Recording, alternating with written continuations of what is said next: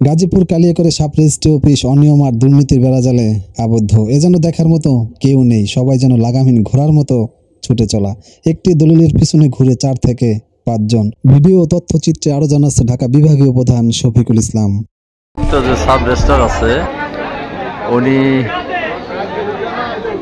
শূন্য পদে আছেন, এখন অতিরিক্ত হিসেবে আরেকজন লোক সাব রেজিস্ট্রার হিসেবে দায়িত্ব পালন করতেছেন।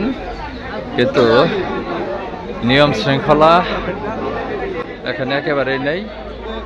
একটা দলিলের পিছনে 3 জন 4 জন সহ অনেক লোকের এখানে অবস্থান, যার কারণে ডিসিপ্লিন মেনটেন করতে পারতেছে না।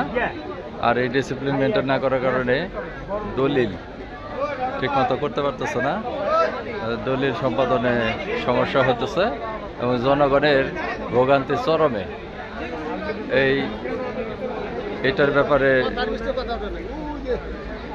অনেকের সাথে কথা বলছে, এখানে যারা উপস্থিত আছে তারা বলতেছেন যে সপ্তাহে 2 দিন সাব রেজিস্ট্রারে বসেন, আমাদের প্রয়োজনে দলিল রেজিস্ট্রি করতে আসছে। কিন্তু সবাই খুব প্রত্যেকেই যার কাজটা তাই সে খুব তাড়াতাড়ি করতেছে যে আমার কাজটা আগে হোক, এই ধরনের টেন্ডেন্সি থাকার কারণে তো দলিলে যারা আসছে, যারা দলিল সম্পাদন করতে আসছে তারা এখানে দলিল সম্পাদন করতে পারতেছে না, বরঞ্চ তাড়াতাড়ি স্থলে আরো বিলম্ব বেশি করছে।